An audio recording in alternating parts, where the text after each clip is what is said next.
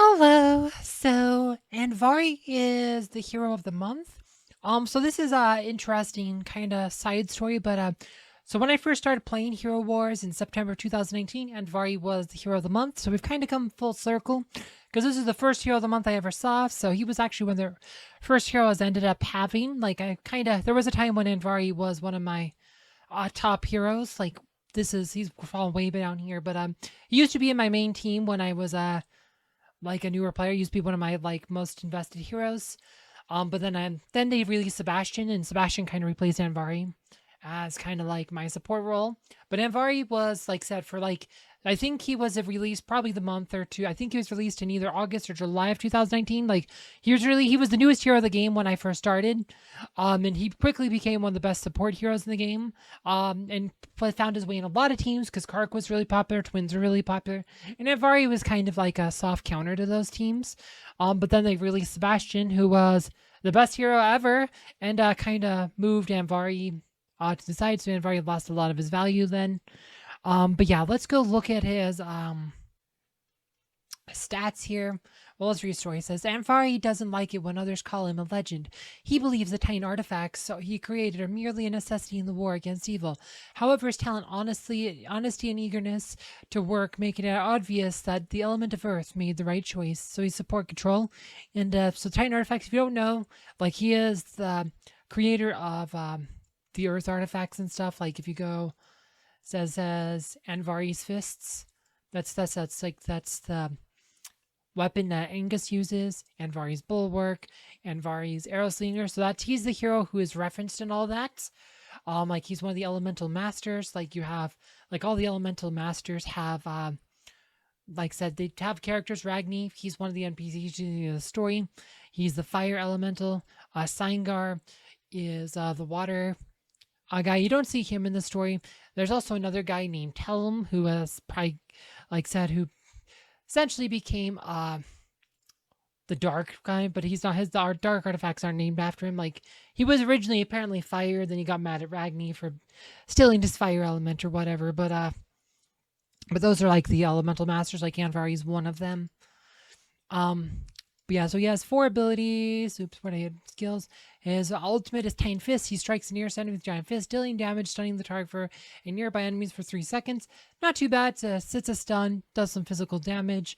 He can use Mara Patron to make that stun last longer. Problem is, it's just usually just the front hero and maybe like the one or two others. So it's not. It's kind of like Arachne's like demolition drone kind of, but it's his ult. So and he buffs. I believe he buffs armor. Yeah, he buffs armor. So he also uses buffs armor when he uses Living Earth. So this one it protects him and the nearest ally from displacement knock-up effects by prioritizing the ally in the front of him. So this was really a big. This ability is really a big deal back in the day when when he was new. Like you'd put him right here behind your main tank. And that this would keep say Faceless from being able to lift your hero up, throwing them, or like Kai or the twins from being able to move your team as easily. Like those were like Kark was popular back then and stuff. And Andvari was a nice soft counter. He did protect against everything from those teams, but he definitely made it a bit harder on them. So Andvari was very popular back then, and he's kind of tanky too. You can kind of tank with him, but if he's in the frontmost position, he would then use this to help keep push out for allies directly behind him from the knock-up effect. So super important to know that if he turns around, like if a hero forces him to turn around, this ends up changing how this ability works. It affects the ally in front of him. This does not mean the line. So if he gets turned around, like say something like Kayla or something goes behind the line and cause him to move behind, or Luther. Luther was a common one to really mess this up. This could cause like Lars to all of a sudden be able to move the main tank out of position. So something to keep in mind. Like this is a good ability, but there are some weird counters to it because of how it works. Stone Grass. This summons a stone hand that grabs the lowest health enemy. The hand deals physical damage, stuns target, and binds it to the ground for 2 seconds. Um, like I said, so this is an okay ability. Targets like the weakest enemy generally tries to kill them, but also like keeps them in place. Nature's barrier. This one covers the lowest armor ally with protective barrier that absorbs physical and pure damage. The hero protected by the barrier gains bonus energy for all damage absorbed. So this one protects the weakest hero, whatever hero has the lowest armor, and protects them against physical and pure damage. So a few abilities the game protects against pure damage. So it's kind of important. Like a lot of times this will protect like your healer or like a mage or something. But there is like a weird interaction, like because Aurora has like really poor armor. Like if you skip, like said, her armor, like she has pretty poor armor. This is with I did max out her devil skin. They changed it to demonic skin. This is also a new change. They changed them to demonic skin. Until like a couple weeks ago, they were like devil skins, but now they're demonic skins anyway. But like, so if you don't get this skin though, her armor will be really low. And like a lot of times Andvari's shield will pretty much go on Aurora. Like if you want Aurora to, if you're using Aurora as your main tank, you're using Andvari. There's a strategy just to skip the armor skin, so that ability ends up on Aurora most of the time. This can give Aurora some extra protection versus pure damage. This can be kind of a soft counter to say like Iris or something. And like I said, bonus energy. I couldn't quite figure out how much bonus energy she's gaining from that. I couldn't quite figure out if it's a whole lot better than like what she's gonna gain from the dodge energy, especially with Kayn. But like they do gain energy for the damage they take, or would take the damage the barrier absorbs. So, but it does protect against pure damage. Like I said, there are ways to get that on Aurora, or like otherwise they'll just protect like your squishy heroes like Celeste. So his artifacts, as we said, he has armor as his ult buff, and he has physical attack, armor, penetration as his book is the alcohol, and of course he's a strength hero, so he gets Serena strength. Glyphs, he does have an armor penetration glyph. He has an armor glyph, strength glyph, health glyph, and physical attack glyph. A lot of this depends on the order you do this in, depends on like what role you're using. Like if you're using it behind like the main tank, you probably want to start on armor penetration and then physical attack strength. If you are using him for a tank though, you probably want to start with armor then health. A lot of that really depends on like how you're using him. If you're trying to use him as your main tank, you probably need the mitigation health more.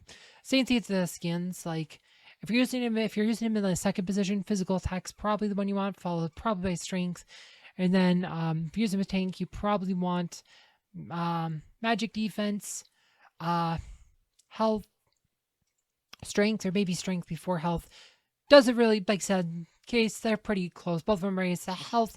This one costs a lot more. Strength also protects against crits though, and helps his 2-hit ratio. So probably a bit more important for strength just to make him a bit more resistant for crits. So probably strength, then health, and then physical attack last. Yeah, it just really depends on kind of like how you're planning on using him.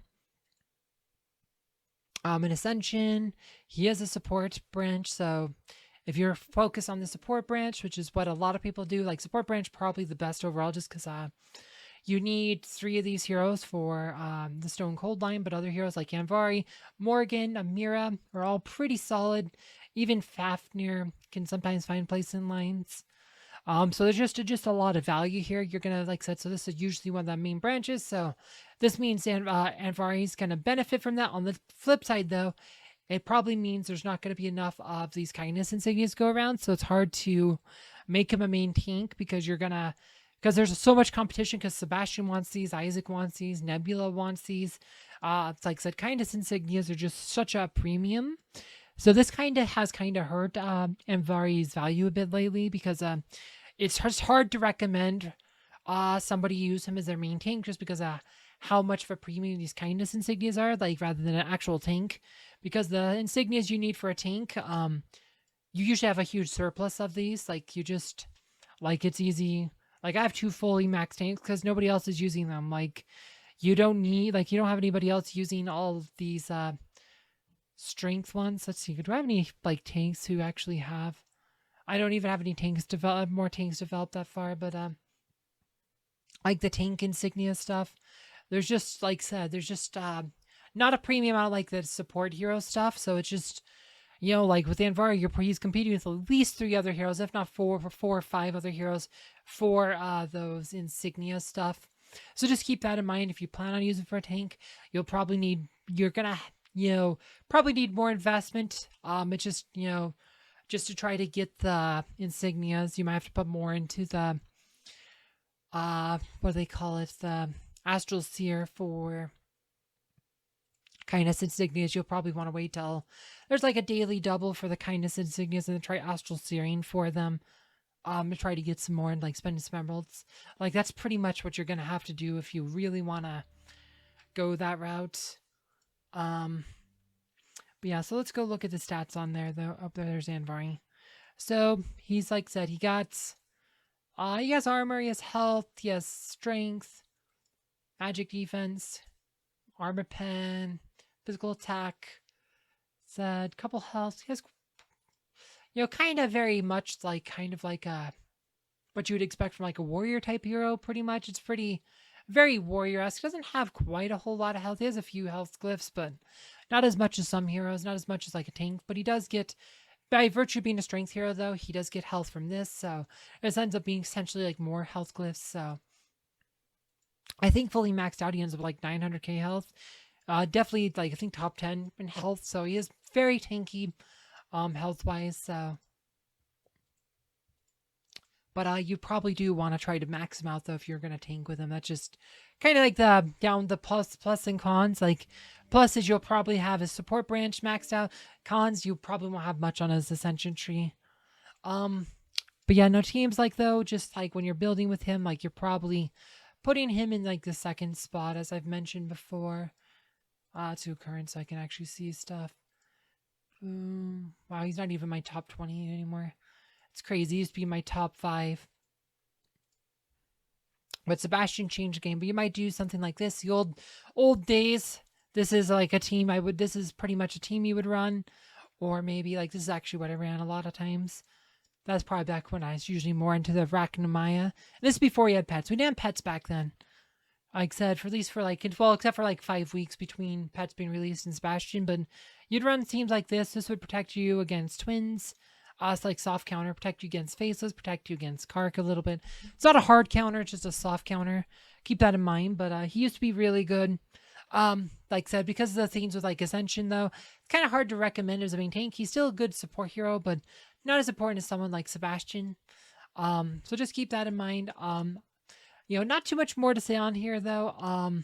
Like if you want to know more about Andvari, I did a video a few months ago where I asked the question, is Andvari still good? I recommend checking that out below. Thanks for watching.